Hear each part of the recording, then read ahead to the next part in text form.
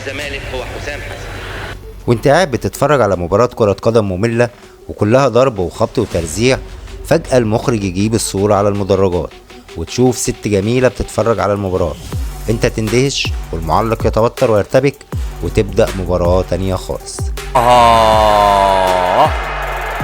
مشجعة روسية مؤازرة للمنتخب الروسي، زاد الهوى في قلبي واصبح عاشقا، لا ذنب لي بل كنت شبه مغيرا. التشجيع النسائي في مدرجات كرة القدم مش مقتصر على السيدات أوروبا، وإنما كمان عندنا في الوطن العربي مشجعات سيدات، مشجعات من مصر، السعودية، العراق، الجزائر، المغرب، كمان مرة المغرب، معلش عاود لي يا مخرج كمان مرة المغرب، وتقريبا كل البلاد العربية. ومن هنا نشأ السؤال الأزلي: هل الستات ينفع تشجع كرة القدم؟ هلا هلا وهلا هلا هو الزمالك يا عينه. هل من حقها تتفرج وتحلل مباريات وتحكم مباريات، ومش بعيد في يوم من الأيام تدرب فريق كبير زي مانشستر سيتي أو برشلونة؟ مسكوا المنتخب ده نعمل فرقة صاعقة على حق ربنا، ولا مكانها المطبخ زي ما الرجالة بتقول، وإن كرة القدم لعبة رجالي الستات ما بيفهموش فيها؟ لو عايز تعرف الإجابة تعالى هقولك.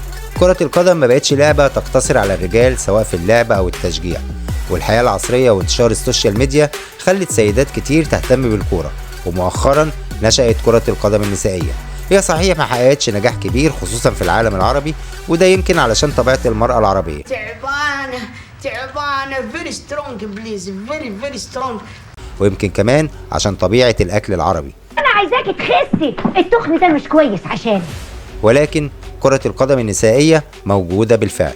كمان التشجيع اللي كان مقصور على الرجال وبتسمع في المدرجات ألفاظ بحكم عصبية الكورة، دخلت السيدات المدرج وشاركت الرجالة فيه. هو صحيح تشجيع البعض منهم مختلف عن الرجالة، يعني تلاقيها مثلا مهتمة تاخد ستوري للانستجرام من الملعب، أو بتعمل فلوج من المدرجات لصفحتها على تيك توك، أو يمكن مهتمة بقصة شعر زيزو لاعب الزمالك، أو نوع مزيل العرق اللي بيحطه محمد شريف لاعب الأهلي. إنما الصراحة فيه البعض منهم بيفهم في الكورة والتحركات بتاعت اللعيبة. بدأنا كمان نشوف سيدات بتحلل مباريات، وسيدات بتجيب أخبار من داخل الأندية. ورغم ضغوط الحياة والأعباء الكتيرة الملقاة على السيدات في العالم العربي وخصوصا مصر من التزامات العمل وشغل البيت وتربية الأولاد، إلا إنك مع الست المصرية اوعى تسألها بتجيب وقت الكل ده منين. يا أخي تحس كده اليوم عندهم 80 ساعة يمكن علشان يكفي كل ده. جزء من تشجيع السيدات لكرة القدم هو مشاركة لزوجها أو أخوها أو أبوها اهتماماته، وبيقال إن بداية دخول السيدات بقوة في عالم تشجيع كرة القدم في مصر كان سنة 2006 في كأس الأمم الأفريقية، ودي كأس الأمم اللي أقيمت في مصر، وكانت بداية ظهور السيدات بكثافة في المدرجات. وبعدها كمان بدأ ظهور روابط مشجعات زي روابط المشجعين بالظبط. في الأهلي ظهرت رابطة الأهلي جيرلز، وفي الزمالك ظهرت رابطة بنات زمورة، بس للأسف تم حل الرابطتين بعد شهور من إنشائهم. وبيقال إن روابط الألتراس هي اللي رفضت روابط المشجعات، ورفضوا إنهم يرفعوا بانرات في الملعب بجانب بانرات الألتراس.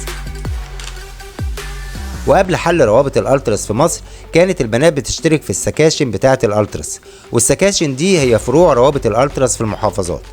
الخلاصة يا عزيزي، تشجيع السيدات لكرة القدم أصبح واقع ملموس، وأصبحنا النهاردة بنشوف سيدة بتحكم مباراة بين فريقين رجال في مسابقات كبيرة زي كأس العالم، ومش بعيد قريب تقتحم المرأة عالم التدريب.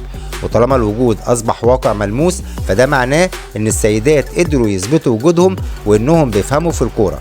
ورغم إن كثافة وجود السيدات في المدرج أو على السوشيال ميديا لسه ضعيف ولا يقارن بكثافة وعدد الرجال، ولكن بكل تأكيد هم موجودين.